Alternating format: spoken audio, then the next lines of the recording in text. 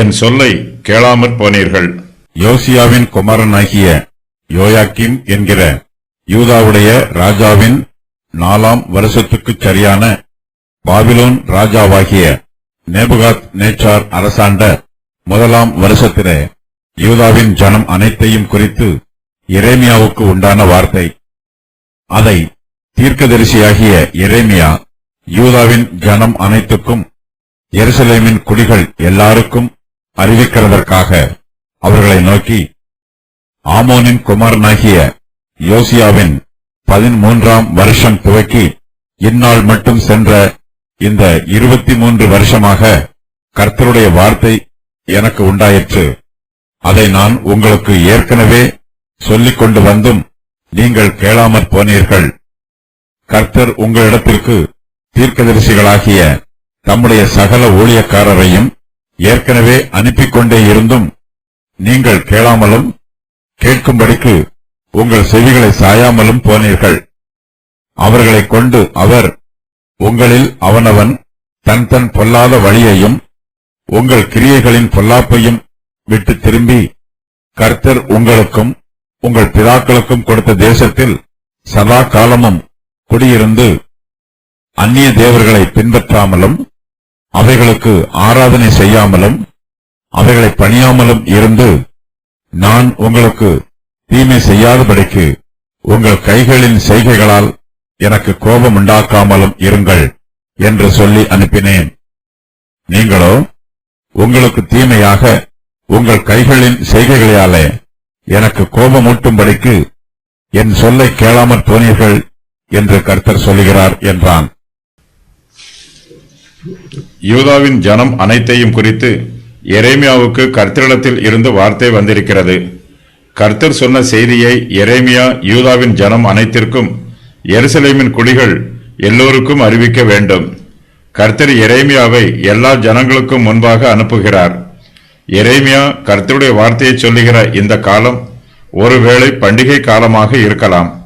பண்டிகையை ஆசரிப்பதற்கு யூதா தேசத்தில் உள்ள எல்லோரும் எருசலேமுக்கு கூடி வந்திருக்கலாம்.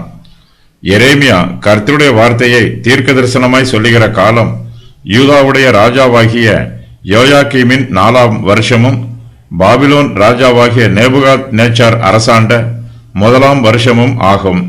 நேபுகாத் நேச்சார் உலகம் முழுவதற்கும் பேரரசனாக எழும்புகிறான். கர்த்தரோ அவனை தம்முடைய ஊழியக்காரன் என்று சொல்லுகிறார். நேபுகாத் நேச்சார் தன்னுடைய சொந்த முயற்சியினால் பாபிலோன் தேசத்தை விஸ்தாரம் பண்ணவும் இல்லை, அதை வலுப்படுத்தவும் இல்லை. தேவனுடைய தெய்வீக சித்தத்தின் பிரகாரமாக நேபுகாத் நேச்சாருக்கு பேரும் புகழும் யுத்தங்களில் வெற்றியும் உண்டாயிற்று. நேபுகாத் நேச்சாரின் வெற்றியில் கர்த்தர் ஒரு நோக்கம் வைத்திருக்கிறார். அவன் கர்த்தருடைய சித்தத்தை நிறைவேற்ற வேண்டும். அவன் கர்த்தருடைய விருப்பத்தின் பிரகாரம் நடந்து கொள்ள வேண்டும். எரேமியா தீர்க்கதரிசியும் இன்னும் ஏராளமான தீர்க்கதரிசிகளும் யூதாவின் மனுஷருக்கும் எருசலேமின் குடிகளுக்கும் கர்த்தருடைய வார்த்தையை தீர்க்க தரிசனமாய் சொன்னார்கள். ஆனால் ஜனங்களோ அவர்களுடைய செய்திகளை கவனித்து கேட்கவில்லை. தங்களுடைய பாவங்களுக்கு மனம் திரும்பவில்லை. அவர்கள் கர்த்தரை விட்டுவிட்டு அந்நிய தேவர்களை பின்பற்றுகிறார்கள். விக்கிரகங்களுக்கு தூபம் காட்டுகிறார்கள். இதனால் தேவனுடைய நீதியான நியாய தீர்ப்பு அவர்கள் மேல் வருகிறது. எரேமியா தீர்க்கதரிசி யூதாவின் ஜனத்தாருக்கு மத்தியில் 23 வருஷங்களாக கர்த்தருடைய செய்தியை தொடர்ந்து பிரசங்கம் பண்ணிக்கொண்டு வருகிறார். கர்த்தரும் இத்தனை வருஷங்களாக எரேமியாவுக்கு தம்முடைய செய்திகளை வெளிப்படுத்தி அவரை யூதர்களுக்கு மத்தியில் அனுப்பி கொண்டிருக்கிறார். இந்நாள் மட்டும் சென்ற இந்த 23 வருஷமாக கர்த்தருடைய வார்த்தை எனக்கு உண்டாயிற்று என்று எரேமியா சொல்லுகிறார். தேவனுடைய ஆவியானவர் யூதாவின் மனுஷரோடு போராடி கொண்டிருக்கிறார்.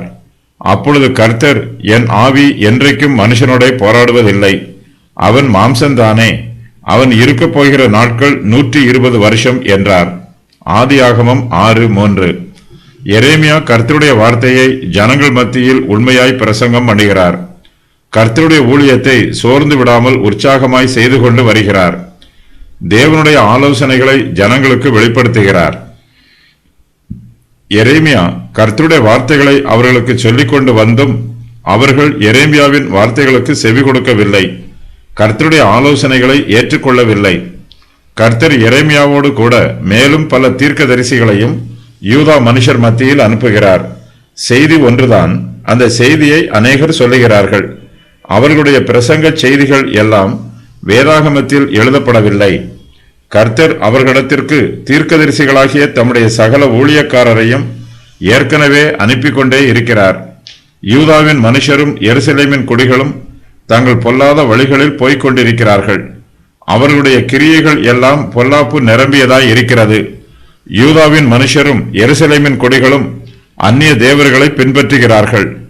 அவைகளுக்கு ஆராதனை செய்கிறார்கள். அவைகளை பணிந்து கொள்கிறார்கள். எருசலேமின் குடிகள் தங்களுடைய கைகளின் செய்கைகளினால் கர்த்தருக்கு கோபம் ஊட்டுகிறார்கள். கர்த்தருடைய தீர்க்கதரிசிகள் யூதா மனுஷருடைய விக்கிரக ஆராதனையை கடிந்து கொள்கிறார்கள். கர்த்தர் தம்முடைய தீர்க்கதரிசியின் மூலமாய் எருசலேமின் குடிகளுக்கு தம்முடைய செய்தியை சொல்லி அனுப்புகிறார். அந்நிய தேவர்களை பின்பற்றாமலும் அவைகளுக்கு ஆராதனை செய்யாமலும் அவைகளை பணியாமலும் இருந்து நான் உங்களுக்கு தீமை செய்யாதபடிக்கு உங்கள் கைகளின் செய்கைகளால் எனக்கு கோபம் உண்டாக்காமலும் இருங்கள் என்று சொல்லி அனுப்பினேன் என்று கர்த்தர் சொல்லுகிறார். யூதாவின் மனுஷர் தங்களுடைய பாவங்களுக்கு மனம் திரும்ப வேண்டும். அவர்களுடைய ஜீவியம் புதுப்பிக்கப்பட வேண்டும்.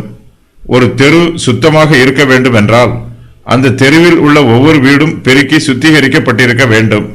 அவனவன் தன் தன் பொல்லாத வழியையும் தங்கள் கிரியைகளின் பொல்லாப்பையும் விட்டு திரும்ப வேண்டும். தேசம் சாபத்தில் இருந்து விடுதலை பெற வேண்டும் என்றால் தேசத்தில் உள்ள ஒவ்வொருவரும் தங்கள் பாவங்களுக்கு மனம் திரும்ப வேண்டும். ஒவ்வொருவருடைய இருதயமும் புதுப்பிக்கப்பட வேண்டும். அவனவன் தன் பொல்லாத வழியை விட்டு திரும்ப வேண்டும். யூதா ஜனங்கள் தங்கள் பாவங்களுக்கு மனம் திரும்பினால் கர்த்தருடைய ஆசீர்வாதம் அவர்களுக்கு கிடைக்கும். அவர்கள் தங்களுடைய பொல்லாத வழியையும் தங்களுடைய கிரியைகளின் பொல்லாப்பையும் விட்டு திரும்பினால் கர்த்தர் அவர்களுக்கும் அவர்களுடைய பிதாக்களுக்கும் கொடுத்த தேசத்தில் சதா காலமும் குடியிருப்பார்கள். அவர்களுடைய பாவங்களே அவர்களை அவர்களுடைய தேசத்தில் இருந்து துரத்திவிடும். ஜனங்கள் பொல்லாத வழியையும் தங்கள் கிரியைகளின் பொல்லாப்பையும் விட்டு திரும்பவில்லை என்றால் அவர்களுடைய தேசம் அவர்களை விட்டு திரும்பி போய்விடும். எரேமியா யூதா மனுஷர் மத்தியில் கர்த்தருடைய செய்தியை அறிவிக்கிறார். அவர் ஜனங்கள் மீது அன்பு கூர்ந்து பிரசங்கம் பண்ணுகிறவர். அவர்கள் அழிந்து போக கூடாது என்று அவர்கள் மீது கரிசனையோடு இருக்கிறவர். ஆனால் அவர்களோ எரேமியா சொன்ன செய்தியை கேட்கவில்லை. அவருடைய வார்த்தைக்கு தங்கள் செவிகளை சாய்க்கவும் இல்லை. பாவத்தை விட்டு விலகி வருவதே தேவனுடைய கோபத்தை விட்டு விலகி வருவதற்கு வழி. வேறு உபாயம் எதுவும் இல்லை.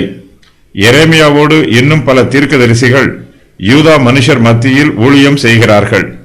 கர்த்தர் தம்முடைய சகல ஊழியக்காரரையும் யூதாவின் மனுஷர் மத்தியிலும் எருசலேமின் குடிகள் மத்தியிலும் அனுப்பி கொண்டிருக்கிறார். ஆனால் அவர்கள் தீர்க்கதரிசிகளின் செய்தியை கேட்கவும் இல்லை. அதை கேட்கும்படி தங்கள் செவிகளை சாய்க்கவும் இல்லை.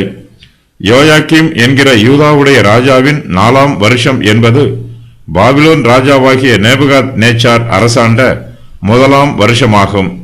தானியேல் 1:1 வசனத்தில் இது யோயாக்கீம் அரசாண்ட 3வது வருஷம் என்று கூறப்பட்டிருக்கிறது. ஒரு வசனத்தில் 4ஆம் வருஷம் என்றும் மற்றொரு வசனத்தில் 3ஆம் வருஷம் என்றும் கூறப்பட்டிருப்பதினால் இதில் கால வேறுபாடு உள்ளது போன்று தோன்றுகிறது. ஆனால் அப்படிப்பட்ட கால வேறுபாடு எதுவும் இல்லை. நேபுகாத் நேச்சார் பாபிலோன் தேசத்தில் இருந்து யோயாக்கீம் அரசாண்ட 3ஆம் வருஷத்தில் புறப்பட்டார். பாலஸ்தீன தேசத்திற்கு அவர் யோயாக்கீம் அரசாண்ட 4ஆம் வருஷத்தில் வந்து சேர்ந்தார். நேபுகாத் நேச்சார் பாலஸ்தீன தேசத்திற்கு வந்து சேர்ந்த பின்பே எரேமியா இந்த அதிகாரத்தில் கூறப்பட்டிருக்கும் முன் அறிவிப்புகளை தீர்க்க தரிசனமாய் கூறுகிறார். யோயாக்கீம் யுத்தத்திலே தோல்வி அடைந்தான். தானியேல் சிறைப்பிடித்து செல்லப்பட்டார். யோயாக்கீம் ராஜா பாபிலோனுக்கு கீழ் கட்டுப்பட்டு 3 வருஷம் ஆட்சி புரிந்தான். அதன் பின்பு பாபிலோனுக்கு எதிராக கலகம் பண்ணினான். நேபுகாத் நேச்சார் பல யுத்தங்களில் பங்கு பெற்றிருந்ததினால் யோயாக்கீமின் 16வது வருஷ ஆட்சி காலம் வரையிலும் அவன் மீது படையெடுத்து வரவில்லை. அதன் பின்பு நடைபெற்ற யுத்தத்தில் யூதா மறுபடியும் தோல்வியுற்றது. யூதர்களில் அநேகர் பாபிலோனுக்கு சிறைப்பிடித்து செல்லப்பட்டார்கள். யோயாக்கீன் 3 மாதங்கள் மட்டுமே ஆட்சி புரிந்தான். யூதா தேசத்தார் அனைவரும் பாபிலோனுக்கு இறுதியாக சிறைப்பட்டு போவதற்கு முன்பாக சிதேக்கியா 11 வருஷங்கள் யூதா தேசத்தை ஆட்சி புரிந்தான். யோசியாவின் 13வது வருஷத்திலிருந்தே எரேமியா தீர்க்க தரிசன ஊழியம் செய்ய ஆரம்பித்து விட்டார். சுமார் 23 வருஷங்கள் தீர்க்க தரிசனம் உரைத்திருக்கிறார். இந்த 23 வருஷங்களாக கர்த்தருடைய வார்த்தை எரேமியாவிற்கு உண்டாயிற்று. இந்த வார்த்தைகளை எரேமியா ஜனங்களுக்கு தொடர்ந்து சொல்லிக் கொண்டு வந்தார். ஆயினும் அவர்கள் எரேமியாவின் வார்த்தைகளை கேளாமல் போனார்கள். கர்த்தர் தம்முடைய ஊழியக்காரர்களையும் தீர்க்கதரிசிகளையும் அனுப்பினார். ஆனால் யோயாக்கீம் அவர்களையும் அவர்கள் மூலமாக அறிவிக்கப்பட்ட கர்த்தருடைய வார்த்தைகளையும் ஏற்றுக்கொள்ளவில்லை. கர்த்தரிடத்தில் திரும்பி வர வேண்டும் என்னும் செய்தியை தீர்க்கதரிசிகள் அனைவரும் கூறினார்கள். கர்த்தரை அண்டிக் கொண்டால் பாலஸ்தீன தேசத்தில் நிலைத்திருக்கலாம் என்பது கர்த்தருடைய செய்தி. கர்த்தருக்கு விரோதமாக கலகம் பண்ணினால் அவர்கள் அந்நிய தேசத்தின் அடிமைத்தனத்திற்கு உட்படுவார்கள். பாலஸ்தீன தேசம் முழுவதுமாக அழிக்கப்படும். பாலஸ்தீன தேசத்தில் இஸ்ரவேல் ஜனங்கள் சதா காலமும் குடியிருக்க வேண்டுமானால் அவர்கள் கர்த்தர் கூறியிருக்கும் நிபந்தனைகளுக்கு கீழ்ப்படிய வேண்டும். கர்த்தர் அந்த நிபந்தனைகளை பலமுறை வலியுறுத்தி கூறியிருக்கிறார். எரேமியா 25வது அதிகாரத்தில் கூறப்பட்டிருக்கும் கட்டளைகள்: அந்நிய தேவர்களை பின்பற்றாமலும் அவைகளுக்கு ஆராதனை செய்யாமலும் அவைகளை பணியாமலும் இருங்கள். உங்கள் கைகளின் செய்கைகளினால் எனக்கு கோபம் உண்டாக்காமல் இருங்கள். நீங்கள் குடித்து வெறித்து வாந்தி பண்ணி நான் உங்களுக்குள் அனுப்பும் பட்டயத்தாலே எழுந்திராதபடிக்கு விழுங்கள். மேய்ப்பர்களே அலறுங்கள். மந்தையில் பிரஸ்தானமானவர்களே சாம்பலில் புரண்டு கதறுங்கள். கர்த்தர் மனுஷரை சிட்சிக்கிறார், ஆனால் மனுஷரே தங்களுக்கு தீமை செய்து கொள்கிறார்கள். கர்த்தர் யாருக்கும் தீமை செய்வதில்லை. யூதாவின் பாவங்கள்: கர்த்தருடைய சொல்லை கேட்கவில்லை, அதற்கு கீழ்ப்படியவில்லை. அவர்களுடைய வழிகள் பொல்லாதவைகளாக இருக்கிறது. அவர்கள் கர்த்தருக்கு கோபம் ஊட்டினார்கள்.